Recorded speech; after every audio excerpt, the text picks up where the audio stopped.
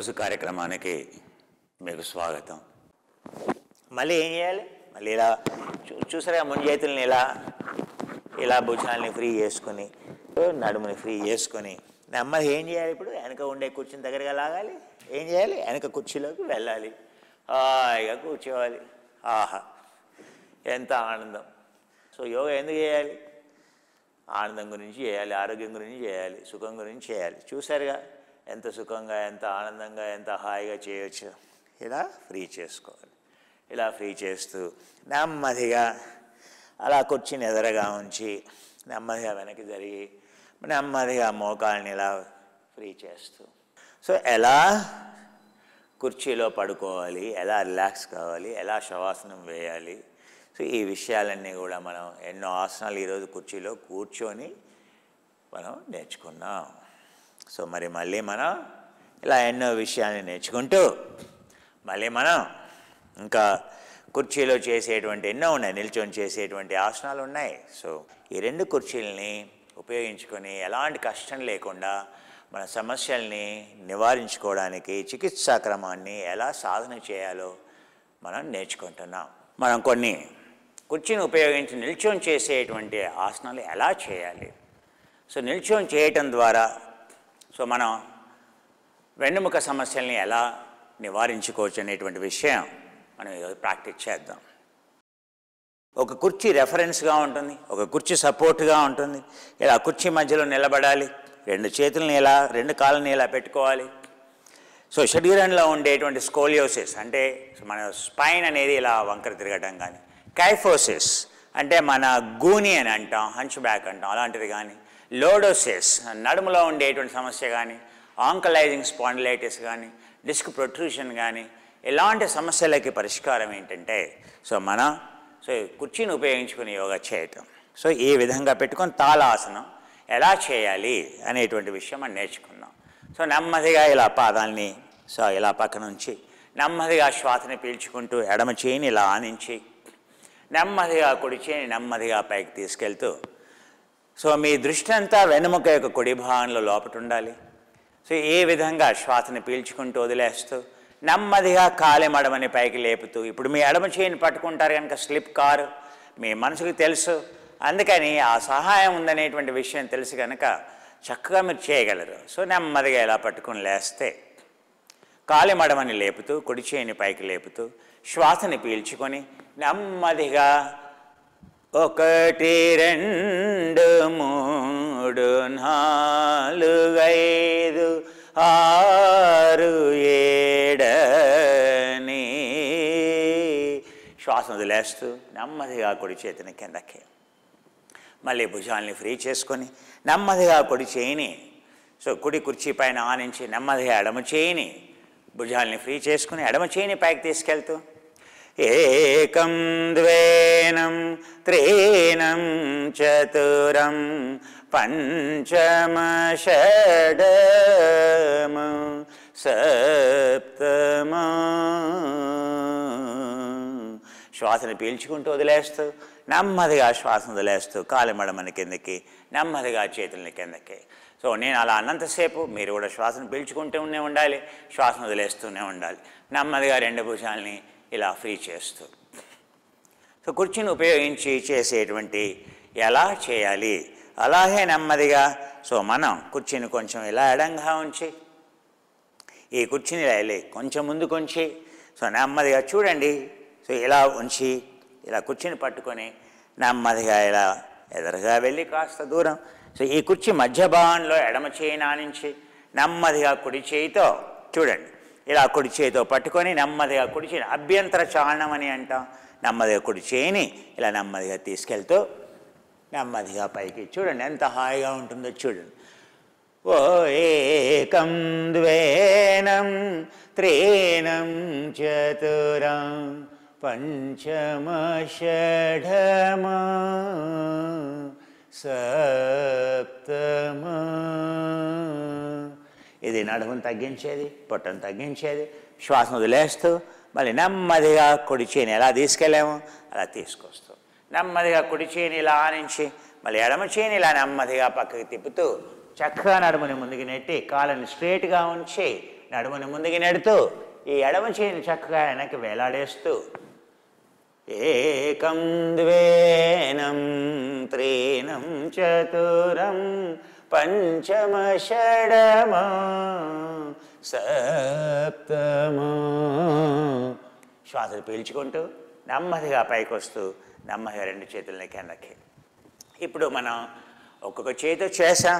నెమ్మదిగా కాళ్ళని ముందుకుంచి నెమ్మదిగా రెండు చేతుల్ని ఇలా పట్టుకొని చూడండి, ఇలా దగ్గరగా నిలబడండి.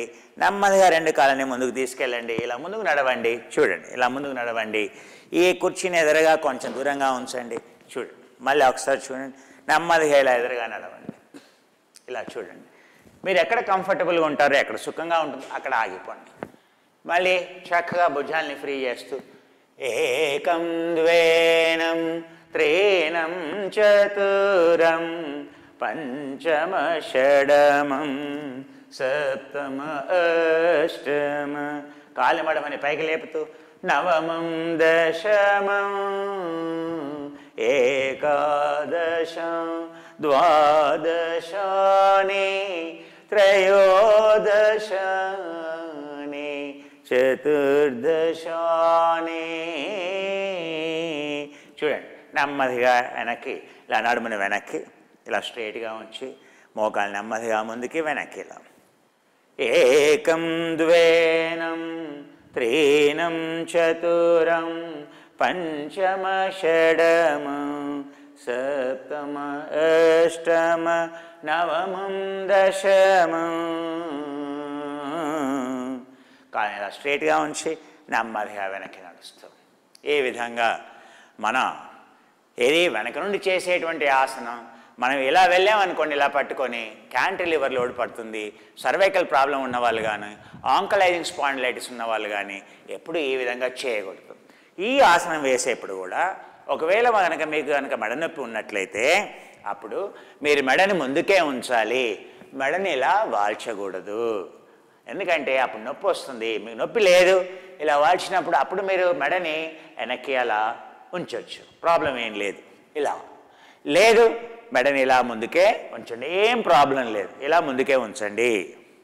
ఇవి తీసుకోవాల్సినటువంటి జాగ్రత్తలు. సో నెమ్మదిగా ఇప్పుడు మనం ఏం చేసాం, వెనక నుండి చేసాం. ఇప్పుడు అలాగే కుర్చీని ఫ్రంట్ బెండ్ అని అంటాం. సో ఇలా కుర్చీని ఇలా పట్టుకోనండి, కుర్చీని ఇలా లేపండి, నెమ్మదిగా వెనక్కి జరగండి. ఇలా కుర్చీని ఉంచుకోండి. చూడండి, కాలు ఇలా ఎడంగా ఉంచి నెమ్మదిగా నడుముని వెనక్కి పైకి నెడుతూ చూడండి ఎలా చేయాలో చూడండి. ఇలా మెడని మీ భుజాల మధ్య గుండా కిందకి వేలాడేస్తూ ఇలా వేలాడేస్తూ కూర్మండ్లాగా తాబేలులాగా ఇలా వేలాడేస్తూ ఎంత హాయిగా ఉంటుందో చూడండి. నడుముని కొంచెం ఫ్రీ చేసుకోండి. ఏకం ద్వేనం త్రీనం చతురం పంచమ షడమ సప్తమ అష్టమ నవమం దశమ ఏకాదశ ద్వాదశ త్రయోదశ చతుర్దశాని. నెమ్మదిగా ఇలా ఉంచుకొని పట్టుకొని చూడండి. మరి నెమ్మదిగా ఇలా ముందుకు వచ్చేసి చూడండి. ఎలా వెనక నుండి అయితే ఎలా వేసామో మళ్ళీ ఇక్కడ కూడా అలాగే అలా ముందుకు వచ్చేసి ఏకం ద్వేనం త్రీనం చతురం పంచమ షడమ సప్తమ.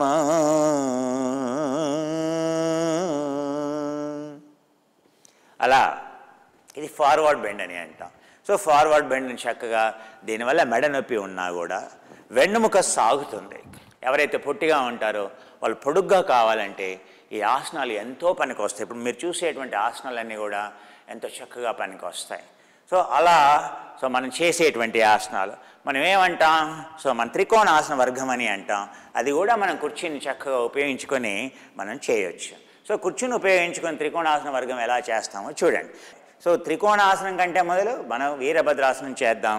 వీరభద్రాసనం మొదటి ఆసనం చేద్దాం. మొదటి ఆసనం అంటే ఏంటి, ఒక కుర్చీ చాలు. వీరభద్రాసనంలో ఏంటంటే కుడి కాలుని ఇలా ముందుకుంచి ఎడమ పాదాన్ని ఇలా 60 డిగ్రీల కోణంలో ఉంచి కుడి పాదాన్ని ఎడంగా ఉంచి మీ భుజాలు, ఈ కాలు వెనక ఈ పాదం, ఈ ముందు కాలు ఉంది కదా దాని వెనక ఈ పాదం ఉంచండి. ఆ ముందు పాదం ఉంది కదా, కుర్చీ ముందు పాదం, ముందు కాలు ఉంది కదా, ఆ ముందు కాలు వెనకాల కుడి కాలు ఉంచండి. ఇది పొజిషనింగ్ మీ లెగ్స్. ఈ కుర్చీ ముందు కాళ్ళు ఎలా ఉన్నాయో మీ కాళ్ళు ఆ కాళ్ళ వెనకాల ఉంచండి. అంత విడ్త్ ఉంటే అప్పుడు మీ కటి అనేది ఫ్రీ అవుతుంది. చూడండి, ఇలా ఉంచి చక్కగా ఇలా ఉంచి ఎంత దూరం ఉండాలి? 2.5 అడుగులు. మీరు 5 అడుగుల 4 అంగుళాల కంటే తక్కువ ఉన్నారు, 5 feet 4 inches కంటే తక్కువ ఉన్నారు, కొంచెం దగ్గరగా తీసుకోండి, కంఫర్టబుల్గా ఉండేలా చూసుకోండి. సో ఇలా దూరంగా మీ హైట్ని బట్టి ఈ దూరాన్ని అడ్జస్ట్ చేసుకోండి, కంఫర్టబుల్గా ఉండాలి. చూడండి, నెమ్మదిగా మీ కుర్చీని ఇలా ఎత్తి ఇప్పుడు కుడి పాదాన్ని నెమ్మదిగా ఇలా ముందుకి తీసుకెళ్ళండి. చూడండి, ఇలా ముందుకి తీసుకెళ్ళండి. మీ మోకాలు ఇలా ఎంత ముందుకు వెళ్ళగలిగితే అంత ముందుకి. మీ ఎడమ పాదం పైన భారం ఉండాలి. ఇప్పుడు నా భారం అంతా ఎడమ పాదం పైన ఉంది. సో నా సపోర్ట్ అంతా కుడి కుర్చీ మీద నా చేతులతో నేను కుర్చీని పట్టుకున్నాను. సో ఎక్కడా కూడా మోకాల మీద, కుడి మోకాల మీద భారం లేదు. ఇది వీరభద్రాసనం మొదటి ఆసనం. చూడండి, ఇలా పట్టుకొని 1 2 3 4 5 6 7 8 ఇది. మళ్ళీ చూడండి, ఈ కుడి చేతితో మళ్ళీ ఇలా పట్టుకోండి. ఇది నడుము ఫ్రీ చేస్తుంది, నడుముని ఇది ఫ్రీ చేస్తుంది. 1 2 3 4 5 6 7 8 9 10 11 12 13 14 మెడ ఫ్రీ అయిపోతుంది, వెన్నెముక ఫ్రీ అయిపోతుంది. నెమ్మదిగా కుడి చేయిని ముందుకు తీసుకురండి. నెమ్మదిగా చూడండి, ఇలా చేయి కుర్చీ నొక్కుతూ నెమ్మదిగా కుడి పాదాన్ని ముందుకి, కుడి మోకాల్ని ఫ్రీ చేస్తూ, నెమ్మదిగా ఎడమ మోకాల్ని ఇలా ఫ్రీ చేస్తూ. ఇప్పుడు ఏం చేద్దాం? ఆపోజిట్ డైరెక్షన్లో చేద్దాం. సో ఎడమ పాదాన్ని ముందుకి, కుడి పాదాన్ని వెనక్కి ఇలా ఉంచి, చూడండి ఇలా ఉంచి నెమ్మదిగా కుడి పాదాన్ని ముందుకు తీసుకెళ్తే చూడండి ఎంత హాయిగా ఇలా మధ్యలో ఉంచండి. కావాలంటే లోపలికి కొంచెం లోపలికి ఉంచండి, మీకు కంఫర్టబుల్గా ఉండేలా. కానీ ఈ చీలమండలం మోకాలికి ఎదురుగా ఉండాలి, చీలమండలం వెనక్కి ఉండకూడదు. వెనక్కి ఉందంటే మోకాలు వెళ్ళిపోతుంది. సో యోగా అంతా కూడా సూక్ష్మమైందని చెప్పాను. సో మోకాలు ఎప్పుడు కూడా చీలమండలానికి వెనక్కి ఉండాలి. సో ఇలా ఉంచి మొదలు చూసుకోండి. ఇక్కడ మీ కుడి పాదం మీద పూర్తిగా బరువు పడుతుందా లేదా అది కొలమానం. సో ఇప్పుడు నా భారం అంతా చక్కగా కుడి పాదం మీద పడుతుంది అంటే నేను కరెక్ట్ పొజిషన్లో ఉన్నట్టు లెక్క. అయ్యంగారు అదే చూస్తారు, ఏమని చెబుతారు? కుడి పాదం వెనక భాగంలో భారం పడుతుందా లేదా అది కొలమానం, అది ప్రమాణం. ఇప్పుడు ఎడమ కాల్ని అడ్జస్ట్ చేసుకోండి. ఇప్పుడు ఇలా చక్కగా దీన్ని ఏమంటాం? చక్కగా మెడని ఇలా మొండాన్ని పైకంటూ, భుజాల్ని మొండాన్ని పైకి నిటారుగా ఉండాలి, ముఖాన్ని ఇలా ఉంచి 1 2 3 4 5 6 7 7 ఇది మొదటి ఆసనం. ఇందులో రెండో ఆసనం. ఇలా ఉంచి నెమ్మదిగా కుడి చేయిని వెనక్కి తీసుకెళ్ళండి, ఇలా పట్టుకోండి. 1 2 3 4 5 6 ఆపోజిట్ డైరెక్షన్లో చూడాలి. ఇప్పుడు కుడి చేతి వెనక్కి పట్టుకున్నాను కనుక నేను ఎడం భుజం మీద నుండి అటుపక్కకి చూడాలి. అప్పుడు ట్విస్ట్ వస్తుంది, మొండంలో వెన్నుముకకి ఎక్సర్సైజ్ అవుతుంది. 1 2 3 4 5 6 7 నెమ్మదిగా కుడి చేయిని ముందుకి, నెమ్మదిగా పాదాన్ని అడ్జస్ట్ చేసుకోండి. మళ్ళీ కాళ్ళని ఫ్రీ చేసుకోండి. మళ్ళీ కాళ్ళని ఇలా నెడుతూ మళ్ళీ ఎడమ చేతితో ఇలా పట్టుకోండి, నెమ్మదిగా కుడివైపుకి చూస్తూ. మీకు కుడివైపు చూడటం ఇబ్బందిగా ఉంది, ఎడమ వైపుకే చూడండి, ప్రాబ్లం లేదు. 1 2 3 4 5 6 7 8 9 10 11 12 13 14 నెమ్మదిగా ఇలా ముందుకి, కాలు నెమ్మదిగా వెనక్కి, నెమ్మదిగా ఈ కాల్ని ఫ్రీ చేస్తూ, కుడి కాల్ని ఫ్రీ చేస్తూ ఇక్కడ కావాల్సింది ఏంటంటే కుడి పాదాన్ని ఇలా ఉంచటం, ఎడమ పాదాన్ని ముందుకు ఉంచటం, అది చూసుకోవాలి. మీకు ఇక్కడ తీసుకోవాల్సిన జాగ్రత్త ఇక్కడ లాగకుండా చూసుకోవాలి. మీ మొండం కనుక నిటారుగా ఉన్నట్టయితే, ఈ పాదం యాంగిల్ కనుక సరిగ్గా ఉన్నట్టయితే ఇక్కడ లాగదు. ఈ పాదం యాంగిల్ అనేది ఎంత ఉంటే ఏం కాదు, కానీ ఇలా పక్కకు పెట్టారు అప్పుడు ఇక్కడ లాగుతుంది. సో ఈ పాదాన్ని సరి చేసుకోవాలి. సో ఈ పాదం వెనక్కి ఉన్నప్పుడు ఈ పాదం ఏ స్థాయిలో ఉందో చూసుకోవాలి. సో ఇక్కడ నొప్పి లేకుండా చూసుకోవాలి. అప్పుడు మీ పోస్చర్ కరెక్ట్గా చేస్తున్నట్టు లెక్క. ఇప్పుడు మనం వీరభద్రాసనం మొదటి ఆసనం చేస్తాం. దీనివల్ల కాళ్ళల్లో ఉండేటువంటి కండరాలు, కాళ్ళల్లో ఉండేటువంటి కీళ్ళు, మొండంలో ఉండేటువంటి కండరాలకు అన్నింటికీ చక్కగా వ్యాయామం జరుగుతుంది. అంతేగా చికిత్సా క్రమం, సో శిక్షణా క్రమం అని అంటాం. సో ఏమైనా అసమానత్వం ఉంటే కనుక దాన్ని పర్ఫెక్షన్, ఆ అసమానత్వం కోల్పోతుంది, సమత్వం అనేది శరీరంలో వస్తుంది. ఇప్పుడు మనం వీరభద్రాసనం మొదటి ఆసనం చేసాం. ఎందుకంటే ప్రపంచంలో వీరభద్రాసనం అనేది చాలా ముఖ్యం. కానీ కుర్చీని ఉపయోగించి ఫుల్ స్ట్రెచ్ దీంట్లో చేస్తే ఇంకా ఎఫెక్టివ్గా ఉంటుంది. కుర్చీ చేయకుండా చేస్తే ఇంకా ఎఫెక్టివ్నెస్ తగ్గుతుంది. కానీ కుర్చీలు ఉపయోగించి చేస్తే వీరభద్రాసనం యొక్క ఎఫెక్టివ్నెస్ చక్కగా పెరుగుతుంది. అన్ని ఆసనాలని కుర్చీలో చేయొచ్చు అని చెప్పాను, మీరు స్వయంగా చూస్తున్నారు. సో వృక్షాసన వర్గం ఎలా చేయాలి అనేటువంటి విషయం మీరు చక్కగా చూశారు. ప్రసారిత ఏకప్రత ప్రసారిత ఆసనాలు ఎలా చేయాలి, వీరభద్రాసన వర్గం ఎలా చేయాలి, త్రికోణాసన వర్గం ఎలా చేయాలి, ఈ ఆసనాలన్నింటినీ ఈరోజు మనం చేశాం. సో మీకు ఎక్కడ ఎలాంటి టైట్నెస్ ఉండటానికి లేదు. ఒకవేళ ఉంటే మీరు ఇలా చేతులను పైకి తీసుకెళ్ళి వెనక్కి తీసుకెళ్ళటము, ఇలా పైకి తీసుకెళ్ళి మళ్ళీ ఇలా వెనక్కి తీసుకెళ్ళటము, ఇలా చేస్తే వెంటనే మీ మెడ అనేది ఫ్రీ అయిపోతుంది. మళ్ళీ మనం సో తిరిగి కలుసుకుందాం. చూస్తూ ఉండండి, అందరికీ చెబుతూ ఉండండి. సో ఈ యొక్క విద్యని అందరికీ మేలు జరగాలని, అందరికీ చెందాలని కోరుకుంటూ సెలవు తీసుకుంటాం. Multivitamin must. If you are a male or a female, for a healthy reproductive system, for a healthy second hole maintenance system, for virility, for your sperm to produce sperm producing factories, your scrotum cells, they need enormous amount of the vitamins, enormous amount of the nutrition. Two kinds of the multivitamins, so black in the night, red in the morning, covers entire nutrition. Amlajani. So not only dilating the arteries, but supplying the oxygen is the most important. So Amlajanani for all ages, for all problems.